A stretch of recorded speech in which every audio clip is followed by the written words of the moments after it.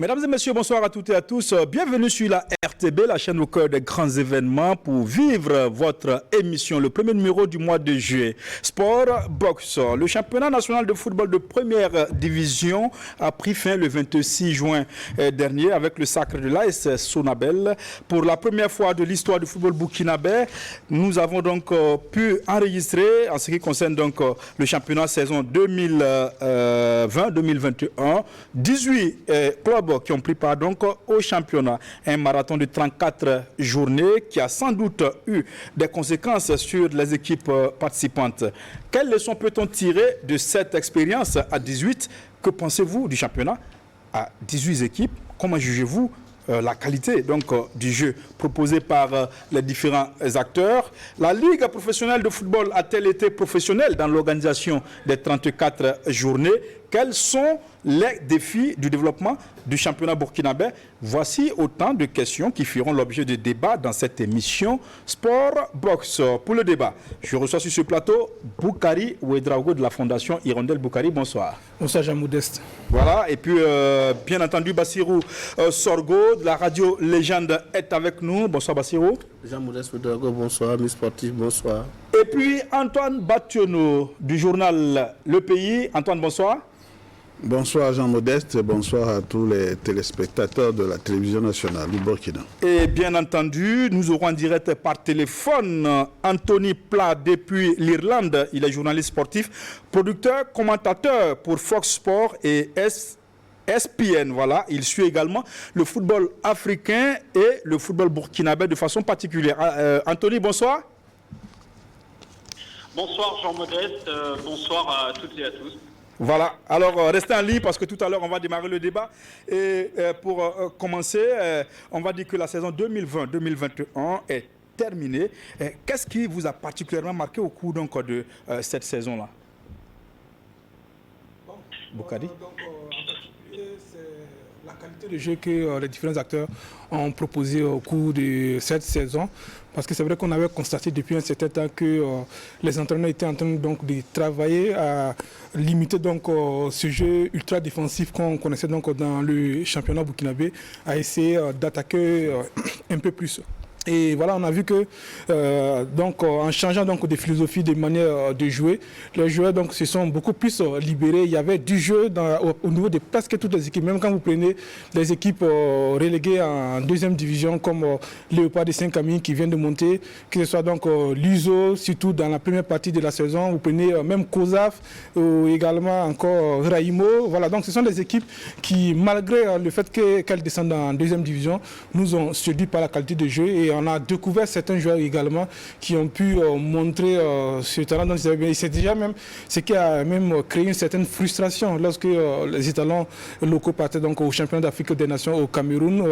Le public bien averti, donc tous ceux qui ont assisté face au foot, savaient qu'on avait une équipe vraiment capable donc d'aller très loin dans cette compétition.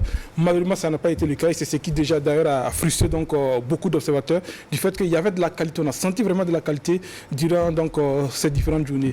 Il y a déjà cet aspect-là. Il y a un autre aspect. Bon, il y a quelques problèmes qui ont marqué donc le Faso Foot, surtout en début de saison, donc avec la grève de certains clubs qui a en tout cas perturbé le championnat, même si ça s'est bien déroulé par la suite. Donc il y a ces perturbations, la sortie donc des Salitas en compétition africaine qui a également perturbé le championnat. En tout cas, dans l'ensemble, malgré donc tous ces faits-là, il faut qu'on a retenu qu'il y a eu de l'amélioration donc dans la qualité de jeu au niveau des différentes équipes. Antoine Bationo, est-ce que vous avez aimé ce championnat-là, 2020-2021? Ouais, sur le terrain, oui, sur la pelouse, vraiment, on ne s'est pas souvent ennuyé.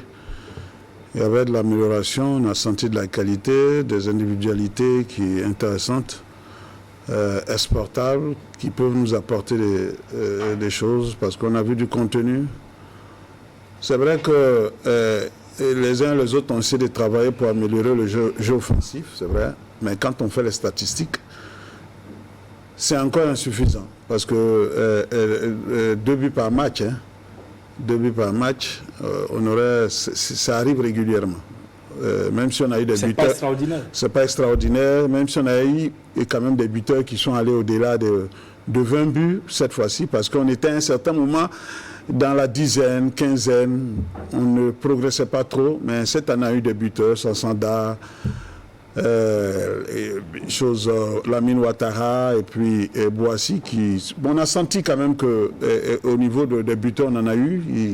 Il y en a qui savent marquer. Peut-être qu'il y a encore du travail à faire à ce niveau-là. Et puis bon, on a regardé, on en parlait il n'y a pas longtemps. Il y a des détails sur lesquels nous pêchons beaucoup. Ce sont les balles arrêtées.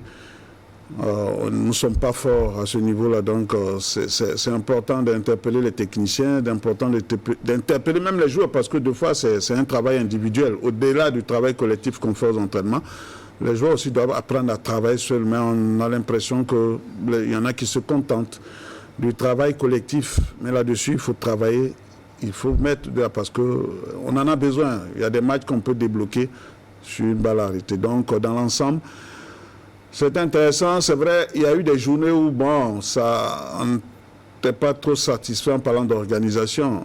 Oui, mais tous les clubs de Bobo recevaient en une journée. Et il y a moins de matchs à Ouaga, un seul match parfois. Plutôt le contraire. Non, il y a eu une journée, tous à Bobo se recevaient. 2 journées. Et au retour, ils étaient tous en déplacement. À Ouaga. Et il n'y a aucun match à Bobo du Lasso. Vous imaginez? Ça veut dire qu'il y a un problème au niveau de... On va revenir là-dessus, Okay. par rapport donc à l'organisation même dans son ensemble. Bassirou Sorgo. Oui, il faut dire que c'est un championnat qui a tenu toutes ses promesses. On savait que ça allait être un championnat très difficile pour l'ensemble des équipes. Et ça a vraiment été le cas. Et quand on a regardé les 18 équipes qui ont compétit, on se rend compte que véritablement jusqu'à la fin du championnat, c'était très dur. Et pratiquement à 2, 3, 4 journées de la fin du championnat, seulement 4 équipes étaient, ou 5 équipes étaient assurées du maintien. Les 14 autres disputaient véritablement, chacun se cherchait, comme on peut le dire. Personne n'était rassuré. Et je crois que c'est ça qui a donné le suspense. Et le suspense aussi était dû au fait qu'on savait que 4 équipes allaient descendre en 2-2. C'était le plus grand danger, c'était là. Et on craignait pour les grands clubs, les grands de nom, non, entre guillemets, il faut le dire. Mais je crois que l'un dans l'autre, jusqu'à la dernière journée, ça s'est disputé aussi bien en bas du tableau qu'en haut du tableau. Mais ce qu'il faut retenir peut-être de ce championnat, c'est qu'il a été long, 34 journées. Un championnat amateur où véritablement les joueurs, les acteurs ne sont pas mis dans des conditions professionnelles, il faut l'avouer, parce que vous savez que quand on dépense de l'énergie, à un moment donné, la Ligue de football professionnel était obligée de faire jouer 2 matchs par semaine. Et lorsque vous n'êtes pas bien organisé sur le plan, j'allais dire alimentaire, sur le plan de la remise à niveau des acteurs, ça pose problème.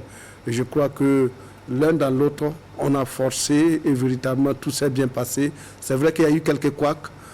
Les arbitres en ont reçu pour eux. Jusqu'à un arbitre a été agressé sur le terrain. D'accord, on va parler de tout ça. Ce n'est que la mise en bouche. Voilà, l'un dans l'autre, il faut dire que c'est un championnat qui a tenu ses promesses. D'accord. Et du fait que 4 équipes devraient descendre, ça a donné du piquant à ce championnat. Et véritablement, pour le titre également, ça s'est bien disputé entre quelques équipes. Et je crois qu'au finish, là, Sonabel, on peut le dire, peut-être qu'on reviendra à être un bon champion. D'accord. Alors, Anthony Pla, vous êtes en Irlande, vous êtes journaliste sportif. Vous suivez le football africain. Quel est le regard que vous portez sur le face-au-foot? Le face-au-foot, c'est un championnat, c'est assez excellent. De ce que j'ai pu voir cette saison, j'ai pu regarder pas mal de matchs. Bon, déjà, la Sonabel, qui a fait quand même une série assez énorme, invaincue jusqu'à la deuxième moitié du championnat, c'est assez rare. Je crois même que c'est historique. Serré assez entre plusieurs équipes, notamment en bas du classement. On regarde, il n'y a que 4 points qui séparent le 10e de Raimo, donc le 15e et premier relégué. D'avoir 4 relégués aussi, ça a apporté un peu de compétitivité. Mais derrière cela, j'ai pu suivre notamment le Fastico, donc le derby entre l'Asfaï et Lusso. Oui, et il faut voir qu'au niveau du coaching, et les faux, pardon, excusez-moi, l'étoile filante, et on a pu voir quand même que les coachs étaient capables aussi d'apporter des changements tactiques, des réajustements en cours de rencontre, et on a une certaine culture qui n'existe pas partout, qui n'existait pas avant, qu'on retrouve dans le face-au-foot. Et pour ces occasions-là, ces matchs entre les faux et l'Asfaï aussi, on a pu voir quand même un stade à moitié rempli, ce qui est qui est assez encourageant, parce que si on regarde dans d'autres nations sur le continent africain, on a des stades qui sont quasiment désertés. Donc moi, je vois quand même beaucoup de choses positives si l'on compare à ce qui est fait ailleurs.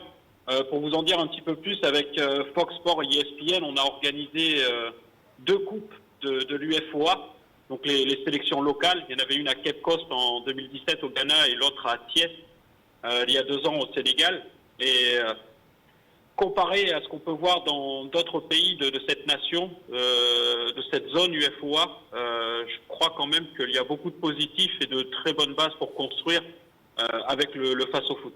D'accord, Anthony, vous restez en ligne. Alors, monsieur, est-ce que l'AS Sonabel est quand même une championne par défaut? Non, je ne pense pas. Je crois que quand on gagne un titre, c'est qu'on le mérite. L'AS Sonabel a mérité mérite son titre. Je ne veux pas dire, on ne va pas dire non autre chose, parce que il faut l'avouer, depuis le début de la saison, c'est une équipe qui a été quand même constante dans la recherche, dans l'atteinte de son objectif. Et c'est vrai, il y a une période où cette équipe alignait beaucoup de matchs nuls, mais l'équipe a perdu rarement, contrairement à ses adversaires directs. Mais en même temps, elle a fait beaucoup de matchs nuls. Mais c'est ce que je dirais. Pendant ce temps, ses adversaires directs ne gagnaient pas. Autrement, même quand ils gagnaient, ils ne parvenaient pas, parce qu'on a senti un moment... L'USFA, c'est vrai, était en tête, mais on a vu comment l'USFA a dégringolé. Mais l'AS Sonabel, par contre, est remonté même avec ses matchs nuls après, a aligné quelques victoires. Vous regardez l'AS Douane, à un certain moment, qui avait chuté, enregistrant quelques défaites, des nuls et défaites, et après, qui... Parce que l'AS Sonabel a perdu qu'un seul match, oui, c'est face à l'AS Douane tout au long de la saison. Et pendant ce temps, les autres, c'est pas moins d'une défaite.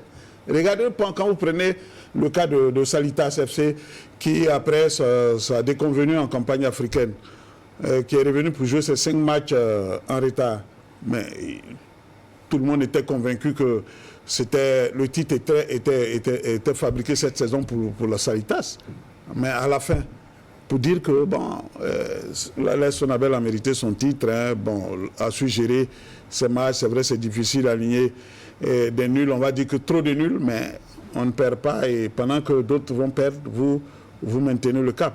Alors, Boukari, on sait qu'en début de saison, l'AS Sonabel avait pour objectif, en recrutant Mamadi Bagué comme entraîneur, l'AS Sonabel avait clairement annoncé qu'il fallait, pour cet entraîneur-là, atteindre le carré d'as, en fait, monter sur le podium. Finalement, il monte sur la plus haute marche.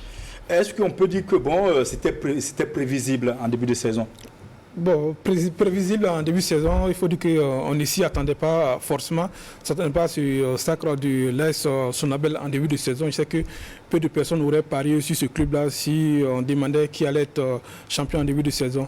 En même temps, ce n'est pas un fait surprenant, parce qu'il faut se dire que quelques années avant, une année avant, ils avaient remporté donc la Super Coupe à JSB avec leur entraîneur Moussa Ouedraogo. C'était la première fois donc pour ce club-là. Ça indiquait déjà que ce club-là, il y avait donc des ressources, il y avait de la qualité, il y avait de l'organisation. Et quand on suit le championnat depuis quelques années, c'est vrai, ça fait un bout de temps qu'ils sont en première division. C'est un club qui est bien organisé. On n'a jamais entendu parler des problèmes de salaire, des problèmes de personnes donc, au sein de l'AS Sonabel. Et je me rappelle qu'en fin de saison dernière, avec la fin donc la suspension du championnat, ou donc l'annulation du championnat, le club avait donc regroupé ses joueurs pour payer donc tous les salaires donc aux joueurs qu'ils devaient. Et en même temps, par cette occasion, pour ce qu'on avait appris, c'est que les joueurs qui devaient continuer pour la saison suivante avaient déjà leur contrat à cette même occasion, en fin de saison, au moment où le championnat est annulé. Ils avaient déjà leur contrat, donc on avait retenu déjà ceux qu'on voulait et puis libérer ceux qu'on ne voulait pas. Et peut-être il y a eu donc juste quelques 2-3 joueurs qui ont renforcé l'effectif, et donc ça a donné le résultat qu'il a. Donc c'est déjà un groupe qui se connaissait très bien, qui avait déjà réalisé de bons résultats, parce que c'est vrai qu'en temps, le coach Moussa Ouedraogo avait été limogé pour faire place à un autre coach qui, j'oublie son nom, donc qui avait réussi à redresser l'équipe, mais c'était quand même une très bonne équipe. Et pour cette saison, avec l'organisation, tout ce que j'ai souligné tout à l'heure, donc il a fallu quelqu'un qui pouvait donc, qui connaissait très bien le championnat, qui pouvait apporter un plus à cette équipe-là. Et Mamadi Bagué donc a été la bonne personne qui a su bien géré cette équipe, même si souvent donc, on pouvait lui reprocher certaines décisions tactiques parce que c'était une équipe qui avait souvent du mal donc, à terminer ses matchs. Souvent, elle s'est généralement rattrapée après avoir mené jusqu'à la 70e minute. C'est une équipe qui, en fin du match, se faisait rattraper. On se rappelle un match, par exemple, avec l'Asfa Nyenga où c'était pareil. Dans les dernières minutes, l'équipe s'était fait rattraper. Et Antoine Batonon l'a relevé. C'est l'équipe qui a été la plus régulière. Au moment où les autres étaient en train de perdre de points, je parle notamment de l'AS Douane, c'est en ce moment qui était le concurrent donc, immédiat. Bon, quand en fin de saison, on se rend compte que c'était l'AS Douane, effectivement. L'AS Douane a perdu beaucoup de matchs au moment où l'AS Sonabel était régulier, donc remporté près de tous ces matchs. C'était vers la fin donc, de la première partie du championnat, donc de la phase allée du championnat. Donc c'est une équipe qui a su être régulière, qui s'est basée donc, sur sa bonne organisation, qui avait déjà un bon effectif. C'est un club où il n'y a pas beaucoup de bruit. Et quand c'est comme ça, ça facilite le travail. L'entraîneur n'a pas de pression. C'est un club qui n'a pas beaucoup de supporters.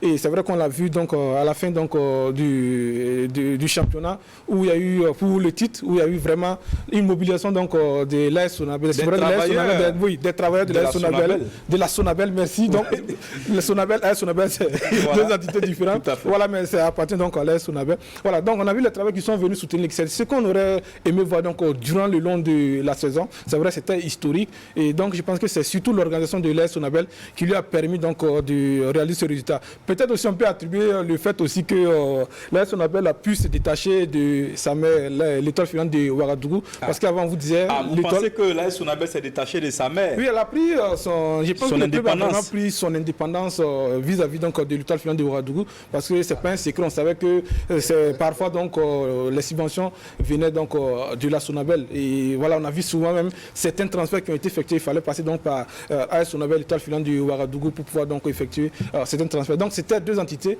et cette équipe-là a su prendre son indépendance avec son organisation. Elle a réalisé de bons résultats. Alors, Bassirou, vous êtes d'accord que ce qui arrive à l'AS Sonabel est dû au fait qu'elle a accepté de prendre son indépendance et aller... D'accord, oui, mais c'est important. Parce que... ce qu'il faut d'abord constater, c'est que l'organisation y est pour quelque chose.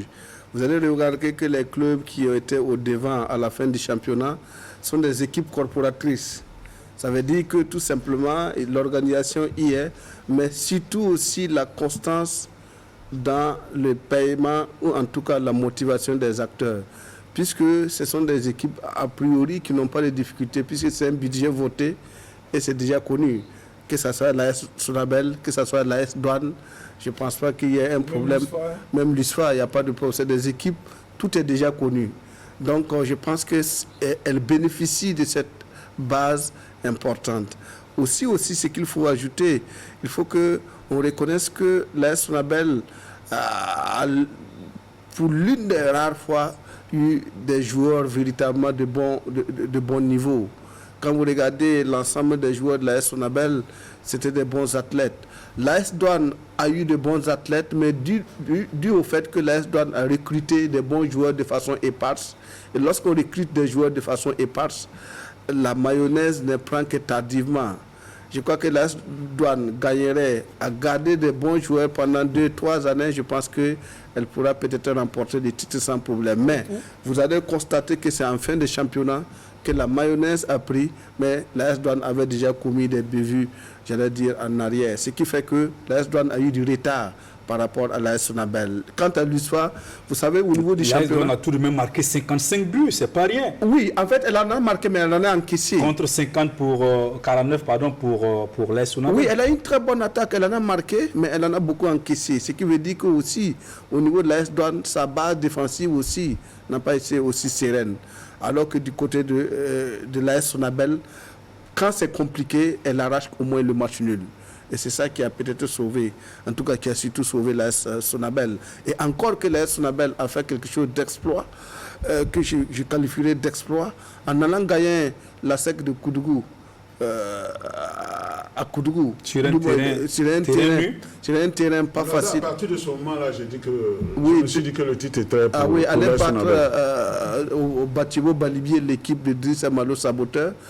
Ça a surpris parce qu'on se disait que l'AS Sonabel allait aller à Koudougou au moins pour tenter d'arracher le nul ou en tout cas mordre la poussière. Mais l'AS Sonabel, quand bien même elle partait à Koudougou, même si elle perdait, elle n'était pas en danger vis-à-vis du titre parce qu'elle avait presque tout assuré.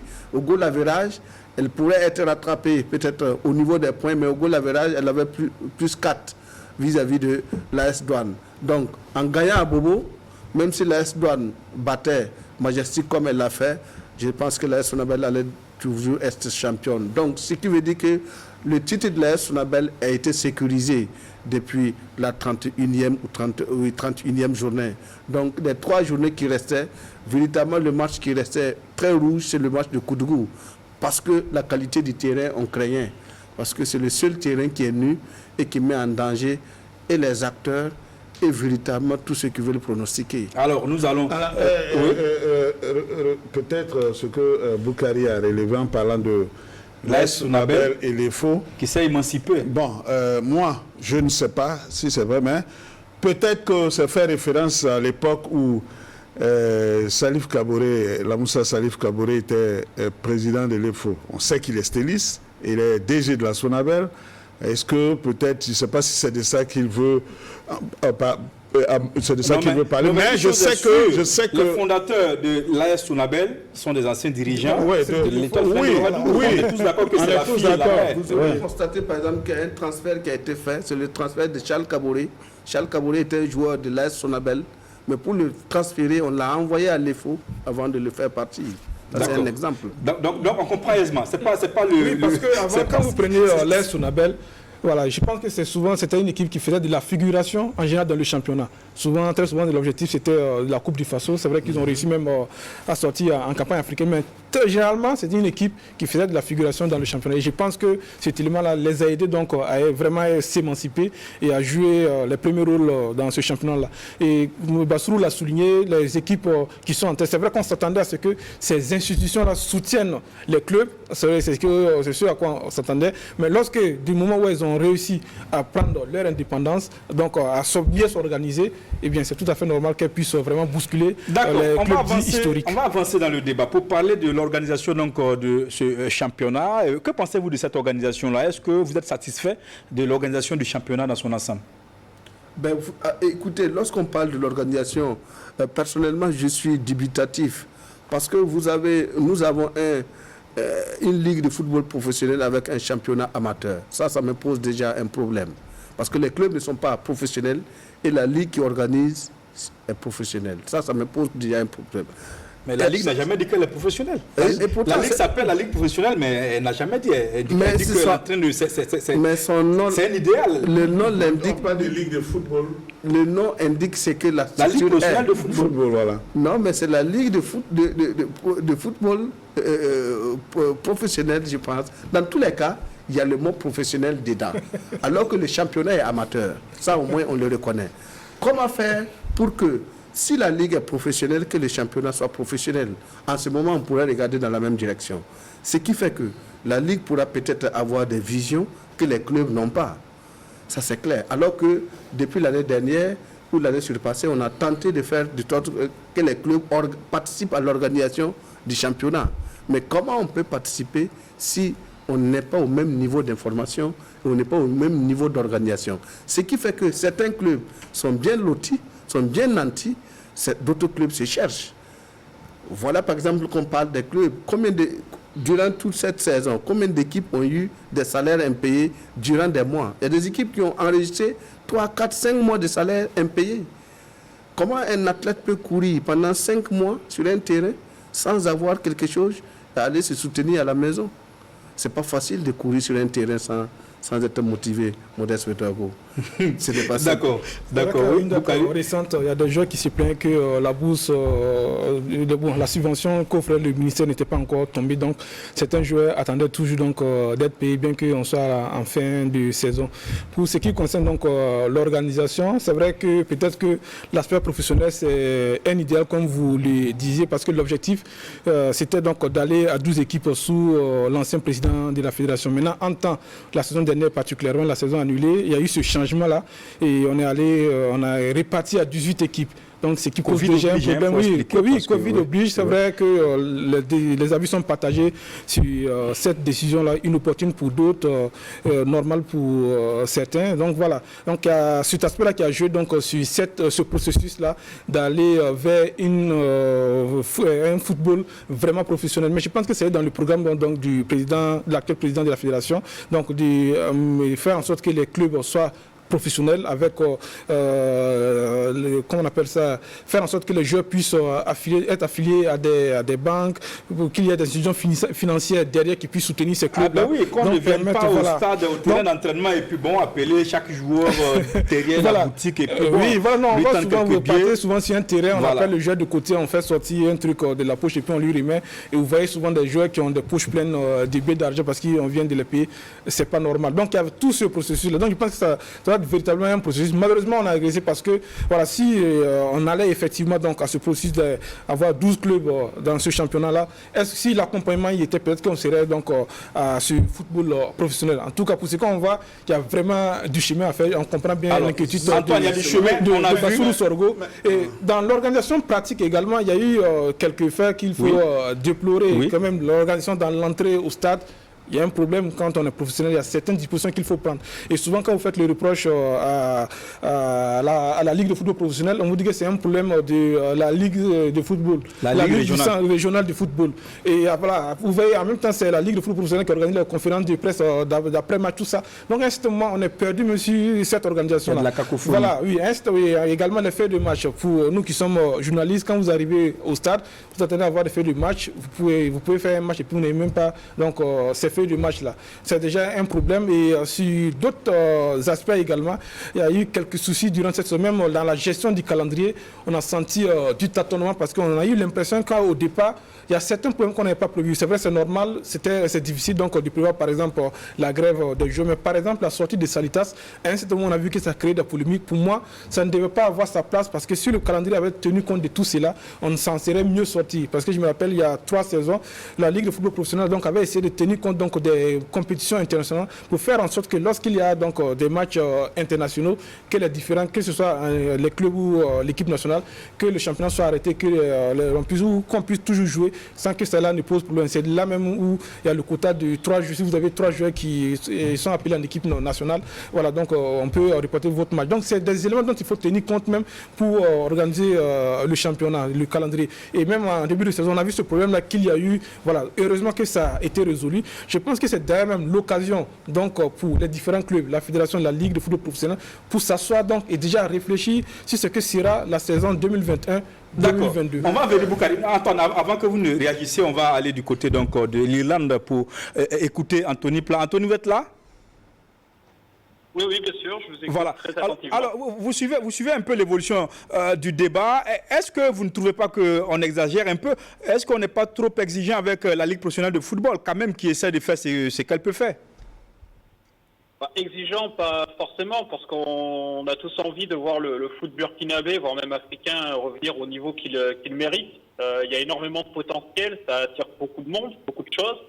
Par exemple, la Liga, qui a déjà des initiatives dans certains pays pour accompagner les clubs, essayer de les transformer en business viable, qui profite aussi à la communauté.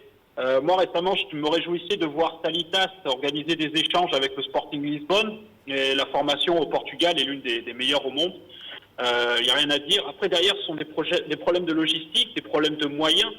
On va beaucoup comparer souvent avec l'Europe, mais en Europe, regardez, les plus grandes recettes et sources de revenus pour les clubs proviennent des droits de retransmission télévisée. Et ça n'existe pas encore complètement chez nous. Les clubs vont souvent s'en remettre aux ventes de joueurs à l'étranger avec les dérives que ça peut comporter. L'exposition du championnat, c'est un problème aussi, parce que si on veut regarder le face-au-foot à la télévision aujourd'hui, c'est quasiment impossible. Et il y a des pays en Afrique qui prennent un petit peu d'avance. Je me souviens plus exactement combien le champion du face-au-foot, donc l'AS Sonabel, a touché. 12 millions 500. Vous allez en Éthiopie. 12 millions 500 000 francs CFA. Eh bien, vous allez dans l'Est de l'Afrique, en Éthiopie, les recettes des droits de retransmission TV du championnat pour cette année voient 60% reversés équitablement aux 13 clubs, plus 25% de ces recettes qui sont basées sur la performance. Ça veut dire que le dernier et 13e du championnat éthiopien a touché 103 millions de francs CFA. Oh là là. Vous comprenez la différence, c'est parce que ce championnat s'est vendu. Il y a même Canal+, qui a enchéri à hauteur de 7,5 millions l'an dernier, mais ils ont été battus par DStv, donc des Sud-Africains, qui ont mis 13,5 millions de dollars. Donc au final, tout cet argent-là retombe dans les porte-monnaies, donc dans les comptes des clubs. C'est un aspect qui est assez important. C'est là qu'il faut absolument soigner l'image. Après, derrière, dans l'organisation, les voyages, ça peut être difficile. Les compétitions interclubs et le calendrier peut rendre les choses difficiles aussi. Mais je pense qu'il y a quand même de quoi travailler parce que, vous savez, le football, et ça beaucoup l'oublient, c'est d'abord une histoire de spectacle. Si on veut que les gens viennent au stade, c'est quel est le spectacle qu'on propose au final? Est-ce qu'on va donner l'envie aux gens d'aller acheter des tickets? Donc moi, ce qui m'a positivement et agréablement surpris dans le face au foot, c'est quand même la qualité du jeu. Bon, il n'y a pas une avalanche de buts, mais il y a des choses intéressantes et il y a vraiment de quoi progresser. Derrière, on est tous conscients qu'il y a un gros écart avec certaines nations de l'Afrique de l'Est, avec les nations de l'Afrique du Nord. Qu'est-ce qu'on peut faire pour justement resserrer cet écart, mais en l'adaptant au modèle business, au modèle de football qui est fait au Burkina Faso? Parce que le copier-coller, ça peut pas marcher. Donc moi je comprends la sévérité, surtout pour les gens qui le vivent tous les jours, pour les employés, pour le staff. Vous parliez de Mahamadi Bagué, le coach de l'AS Sonabel. J'ai eu l'occasion de l'interviewer, de discuter avec lui en janvier.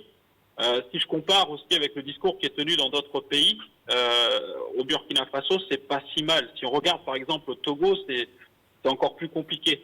Mais personnellement, moi je suis convaincu qu'il y a des possibilités, mais il faudra, si on veut professionnaliser un championnat, il faudra gérer des clubs comme des entreprises et donc aussi essayer d'attirer les fans, d'attirer le public, parce que si on n'a pas de public, on n'arrivera à rien, tout simplement. Donc il y a beaucoup de choses qui sont certainement mises en place, mais ça va mettre du temps. Ça ne peut pas venir du jour au lendemain et on ne peut pas satisfaire tout le monde non plus. Mais l'idée, en gros, c'est vraiment d'avoir des clubs qui progressent, qui puissent former des joueurs et qui puissent trouver d'autres sources de revenus que la vente de ces joueurs à l'étranger. Parce que sinon, ça devient quand même difficile. D'accord. Alors, Anthony, votre homonyme, on va dire, a raison parfaitement parce que là, ce qu'il dit est réel. Non, exactement. Bon, quand on vous parle un peu de ce que les clubs gagnent dans ces pays comme l'Éthiopie, la Tanzanie même, oui, un peu en Afrique australe. Le Kenya. Le Kenya. Quand nous sommes au Burkina, et quand on voit ces pays-là ne pas aller à la CAN, on a l'impression que nous sommes au-dessus. Mais en réalité, c'est des pays qui sont loin devant en matière d'organisation de clubs. Et en parlant d'organisation de clubs, vous avez parlé, vous évoquiez la Ligue de football professionnel, pour parler de professionnalisation de notre football. Oui. Quand on dit que sous le président, on voulait aller jusqu'à 12 équipes il y a un projet dans ce sens. Mais il faut d'abord que les clubs soient organisés. Avant de passer à une autre étape, on ne peut pas être professionnel. Parce qu'il y avait l'idée quand même de la licence des clubs. Si, il y avait ça, la CAF a exigé. Mais tant qu'on n'est pas à l'intérieur, on n'impose pas cette organisation à l'intérieur. Chez nous-mêmes d'abord, ça va être difficile de franchir un cap.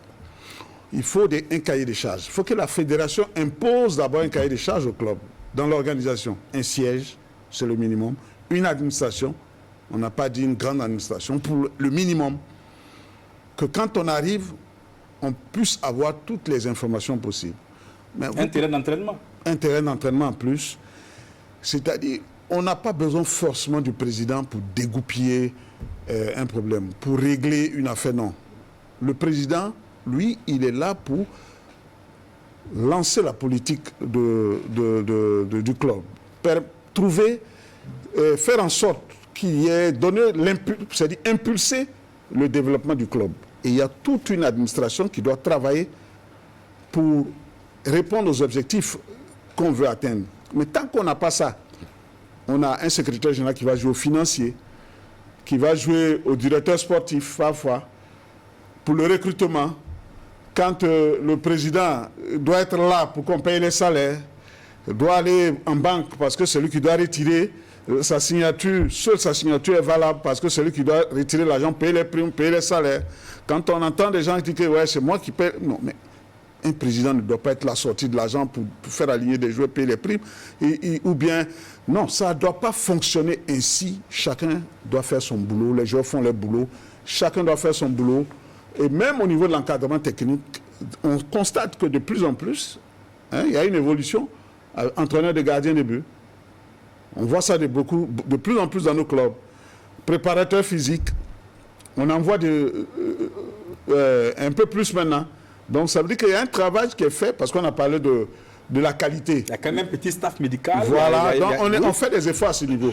Mais c'est dans l'organisation du club où il y a beaucoup d'insuffisances. Et là, c'est la fédération qui doit imposer, qui doit travailler à imposer, à avoir un cahier de charges, faire en sorte que quand on est en 2-1, voici le minimum qu'on doit avoir pour évoluer. Je pense qu'on était déjà dans ce processus-là. Oui, mais on est avancé, on est où quand on fait le constat aujourd'hui? Oui, je suis d'accord avec vous.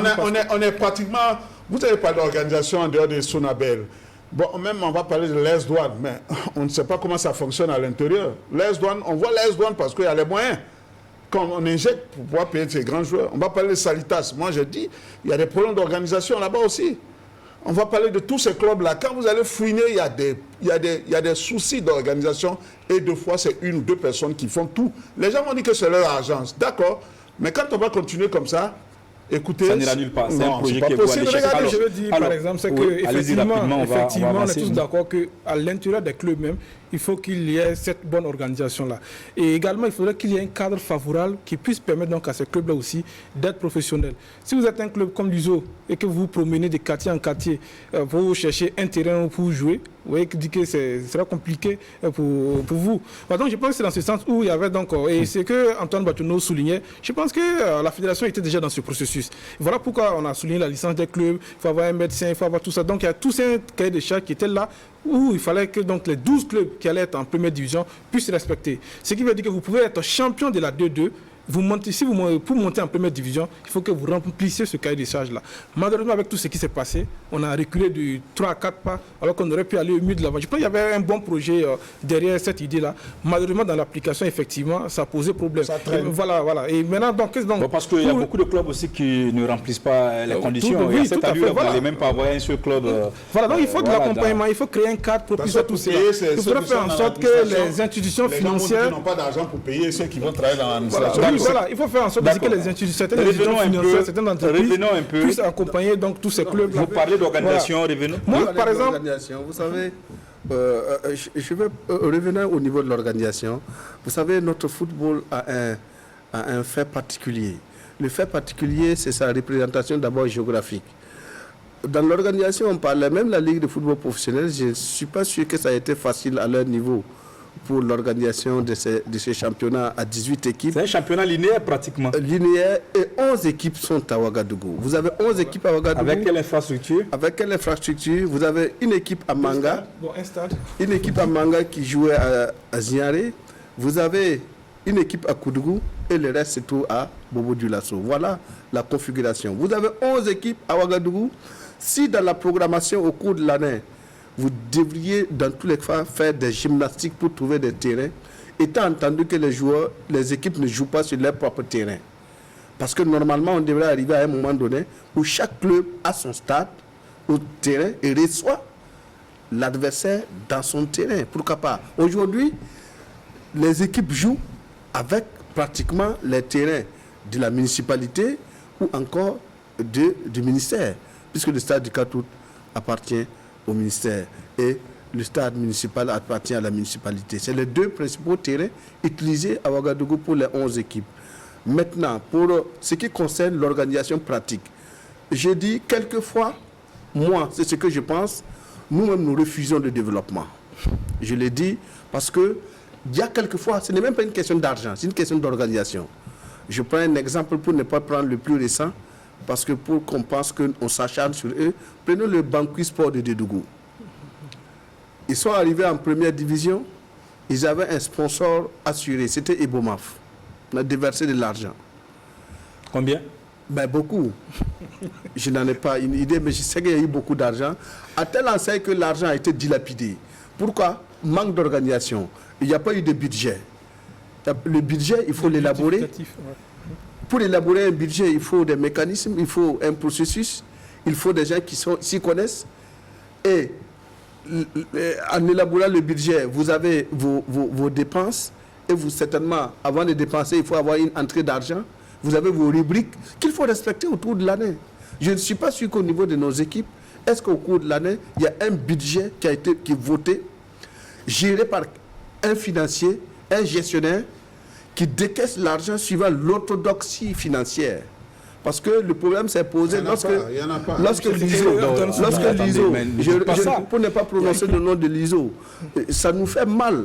Lorsque l'ISO a eu son sponsor et qu'il lui devrait lui donner 100 millions, on a été tous contents. Il lui a donné 100 millions. Il lui a donné 100 millions, oui. On a été tous contents. Vous êtes sûr que l'ISO a touché les 100 millions? Non, c'est l'ISO, quel que soit... Parce que l'annonce a été faite, mais ils ont confirmé avoir reçu l'argent. Le problème, c'était au niveau de la justification. Voilà. Même si on disait que ce n'était pas donné à l'ISO en tant qu'équipe de football seulement.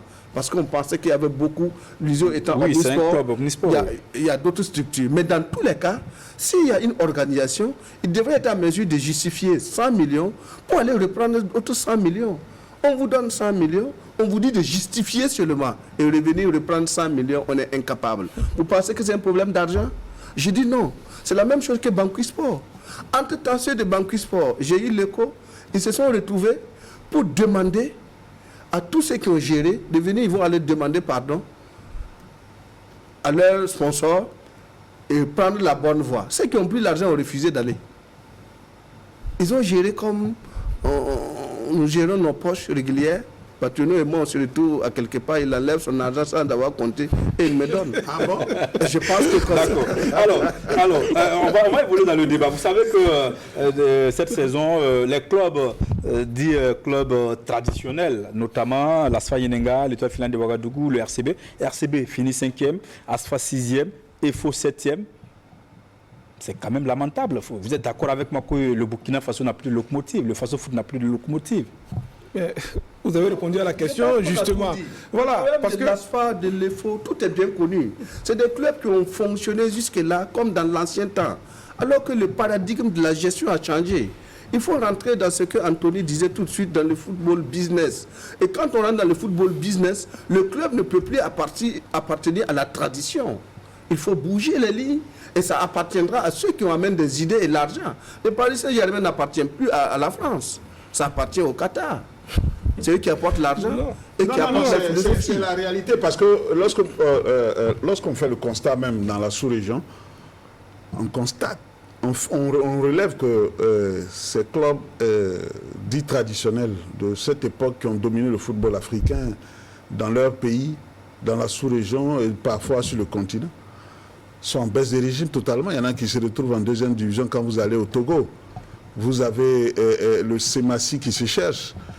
Vous allez en Côte d'Ivoire, seul l'ASEC qui tient la route grâce à son organisation professionnelle. Qui tient la route encore. Depuis des années 90 aussi. Ouais, 80, 90. Voilà. Et c'est ça qui maintient l'ASEC jusque-là. Et on sait où se retrouve l'Africa Sport. Le stade d'Abidjan aussi. Le stade d'Abidjan est en difficulté.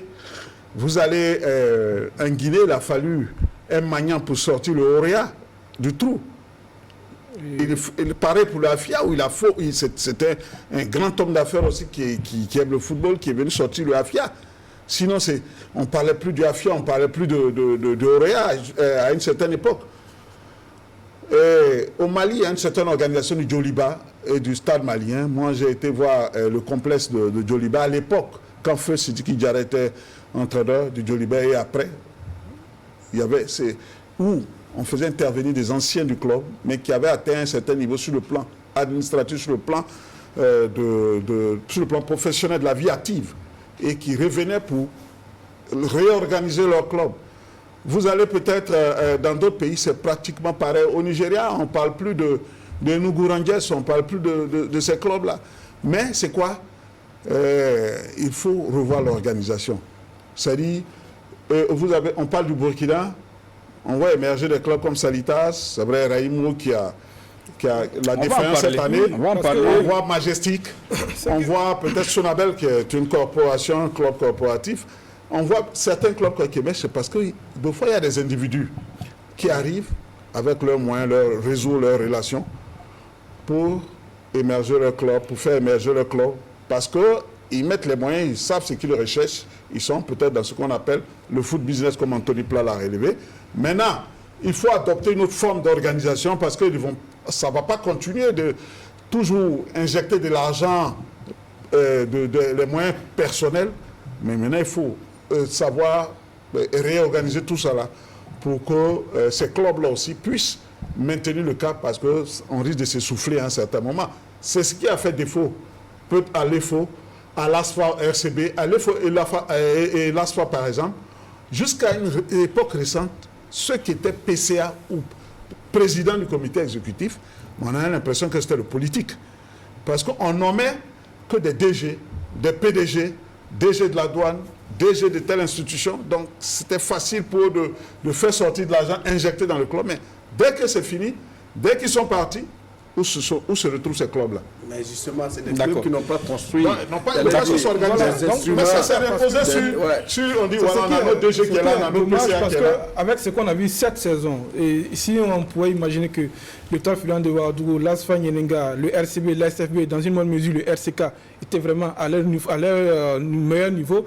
Je pense qu'on aurait un tout autre championnat. On serait même presque allé vers un championnat professionnel. Parce que derrière, ces clubs-là n'ont pas construit. Et quand vous regardez, Antoine nous soulignait donc l'organisation de ces clubs-là. Regardez Salitas. Vous savez que c'était donc, avec ce partenariat donc avec le Santos FC. C'est parce que ça n'a pas marché qu'ils ont décidé donc de prendre leur indépendance. En temps, il y a également donc la coopération entre Raimo et puis la SFB. Ça n'a pas marché. Il a préféré prendre son indépendance. Donc il y a tout cela. Donc, président du RCK. Oui, voilà, effectivement. Ça n'a pas marché. Il a préféré créer Majestic. Donc s'il y avait effectivement cette organisation, et si ces équipes avaient réussi, si ces équipes avaient réussi donc à rester au sommet, je pense qu'on aurait un tout autre championnat et un championnat encore de meilleure qualité que ce que nous avons vu cette année. Donc effectivement, quand on parle donc de business, mais tant qu'on n'est pas professionnel, on ne peut pas faire du business. Exactement. Voilà, il faut être forcément professionnel. Le foot business, c'est la conséquence du foot professionnel. C'est tout simplement ça. Quand vous êtes professionnel, ça veut dire quoi? Les annonceurs vont venir, les sponsors vont venir, les chaînes de télé vont convoiter donc votre championnat pour suivre.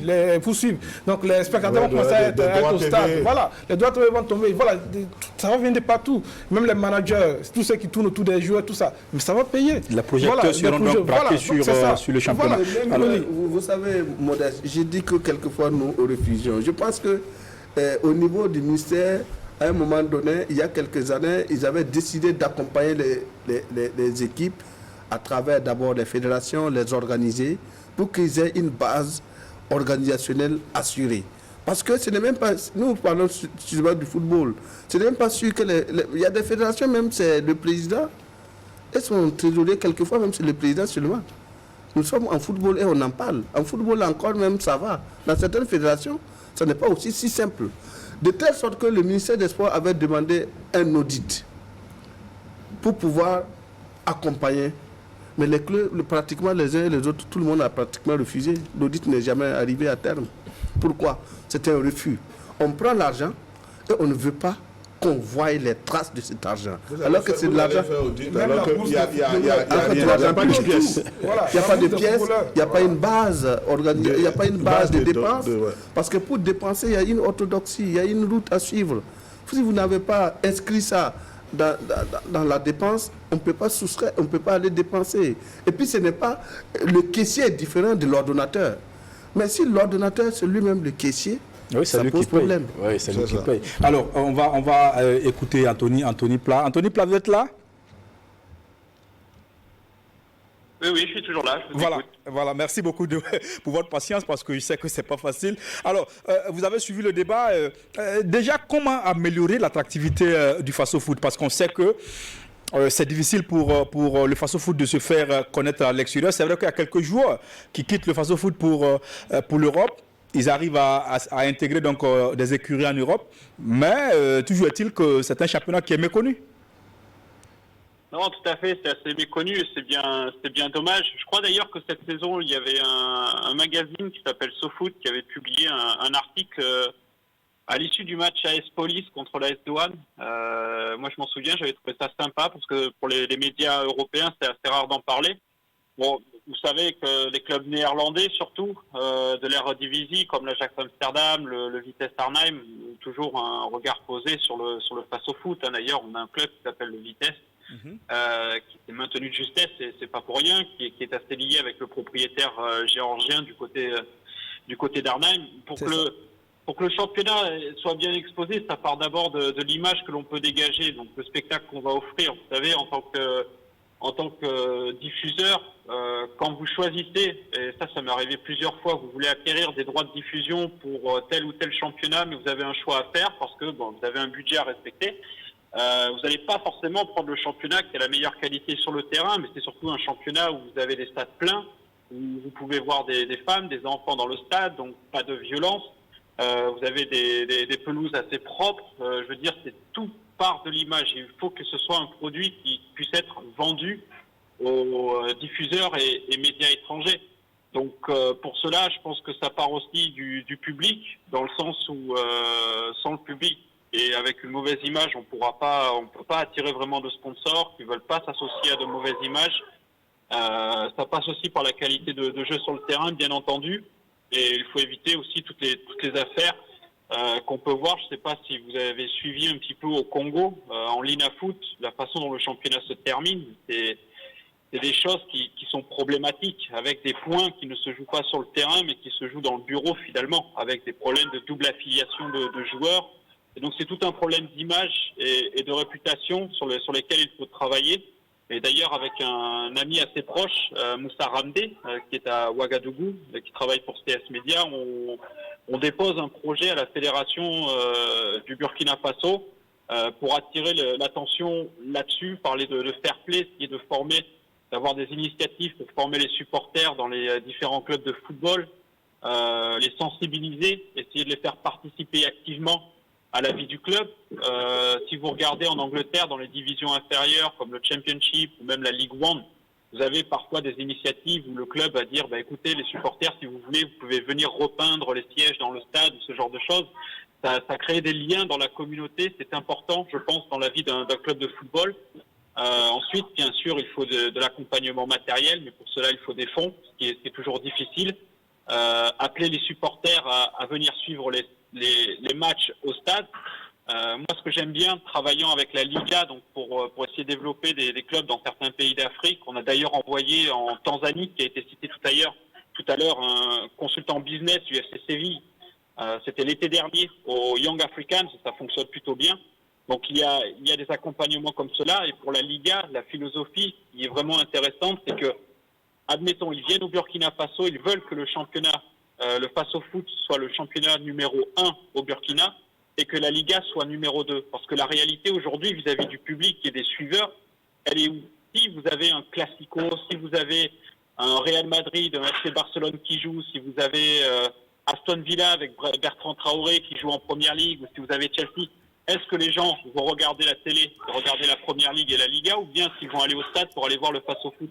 Donc on a une question à se poser par rapport à cela pour essayer d'attirer le public. Donc dans l'initiative qu'on essaie de lancer, on essaie de la faire sur un modèle propre au Burkina Faso, mais pour cela il faut bien sûr que les stars, les légendes du football burkinabé, même africain, viennent accompagner, qu'il y ait un accompagnement de la fédération, des instances, qu'il y ait des artistes, musiciens aussi qui peuvent contribuer à ce genre d'initiative. Et avec le calcul qui a été fait, on en serait sur un budget de 10 400 000 francs CFA pour une initiative comme celle-ci. Mais il est clair qu'il y a beaucoup de travail à faire dans divers domaines pour essayer de le vendre, mais tout ce qu'il faut en premier lieu, c'est de pouvoir produire de manière télévisée ou même en radio, afin de pouvoir le diffuser, d'essayer de le vendre derrière.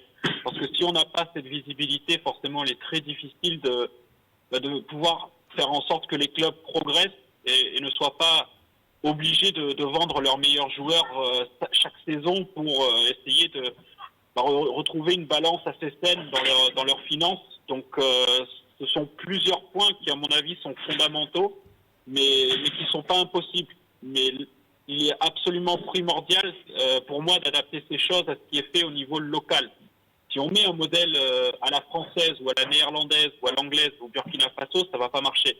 Il faut on peut s'inspirer de ce qui est fait ailleurs, mais il faut absolument l'adapter à ce qui est fait sur le terrain en essayant de faire en sorte que ça progresse. Et la question, c'est comment est-ce qu'on peut trouver des partenaires, des sponsors, comment est-ce qu'on peut vendre des diffusions, vendre le Fatico par exemple à des chaînes mondiales comme TV5, pourquoi pas, ou ce genre de chaînes qui diffusent des matchs de football de temps en temps. Il faut se mettre à leur place, qu'est-ce qui peut les attirer et qu'est-ce qu'on doit faire tout simplement pour y arriver. Parce que c'est une cause qui est noble, qui est possible, et si on veut réduire l'écart avec les autres nations, il faudra forcément passer par une remise en question chez nous. Et la question désormais de savoir, c'est est-ce qu'on va se remettre en question tout simplement. D'accord. Merci Anthony depuis l'Irlande. Merci pour votre participation. Je rappelle que vous êtes journaliste sportif. Vous travaillez pour plusieurs chaînes, Fox Sport, voilà, et puis USPN, voilà. Et donc, merci beaucoup pour votre participation et à très bientôt pour d'autres émissions. Merci à vous tous et je trouve le débat très intéressant et constructif. Sachez que du côté du Burkina, c'est extrêmement positif parce qu'il y a des gens qui sont là pour discuter, pour en parler à la télévision et je pense que d'alerter l'opinion publique sur ces choses-là, c'est très important. Donc, je vous félicite à tous et je vous encourage. Merci beaucoup. Alors, on revient sur ce plateau. Messieurs, on n'a plus assez de temps. Alors, dites-moi le cas de Raimo. Est-ce que vous comprenez cette descente de Raimo en deuxième division? Ça a quand même surpris plus d'un. Oui, le cas de Raimo est plus simple à expliquer. D'autant plus que c'est une équipe qui a joué à égalité parfaite cette année avec un club comme Enugu Rangers du Nigeria. Ça veut dire que le club était à niveau. Je pense que... Mais je crois que du côté de Raimo, c'est le fait d'avoir vendu certains meilleurs joueurs sans en avoir, j'allais dire, comblé le vide. Raimo a laissé passer de très excellents joueurs. Certainement qu'ils ont eu l'argent, je n'en sais rien. Parce qu'on ne transfère pas les joueurs gratuitement. Il n'y a que 2 joueurs. Mais 2 joueurs, ça peut... Il n'y a que 2 joueurs. Ça peut... Il y a le capitaine Soumaïla, oui, mais Ouattara en défense et puis Belem. Oui, Marcel... il y a eu par exemple Modi Cissé, meilleur joueur du foot. Modi Cissé est parti. Belem, vous parlez de défenseurs. Ces 3 joueurs-là, vous les enlevez dans une équipe, l'équipe est déséquilibrée. Ça, c'est certain. Je pense que du côté de Raimo, il leur a manqué cet état de fait. Aussi, il y a eu changement d'entraîneur qui n'a pas tellement pris comme ils auraient souhaité. Parce que lorsque l'ancien entraîneur était là, je pense que c'était beaucoup plus stable. Et depuis qu'ils ont changé d'entraîneur, Raimo n'a pas trouvé l'équilibre nécessaire. Encore que ils ont vendangé aussi certains matchs, je pense. Quand on joue, vous regardez par exemple la situation dans laquelle Raimo se trouvait, il fallait véritablement ne pas perdre certains matchs qu'ils ont perdus. Et je crois que c'est ces équipes-là que parfois on a qualifié d'équipes boutiques. Alors tout le monde ne pourra pas intervenir sur le cas Raimo. Je pense qu'on aura d'autres occasions parce qu'on peut faire si que... Voilà. Il y a le cas de l'arbitrage. Oui, l'arbitrage, effectivement. On aura l'occasion de revenir sur certains aspects. Il faut en parler. D'accord. D'accord, on aura l'occasion. Alors on va dire merci à Bassirou Sorgo d'être passé sur ce plateau et merci également à Boukari Ouedraogo de Hirondelle et merci à Antoine Bationo avec 2 T, c'est très important. Vous êtes du journal Le Pays et on va dire merci à Anthony Plat, journaliste également qui est du côté de l'Irlande qui nous a en tout cas fait l'amitié de participer à cette émission. Merci à toutes et à tous et à très bientôt sur la RTB pour un autre numéro de Sportbox. Bonsoir. Sportbox, ça boxe toujours.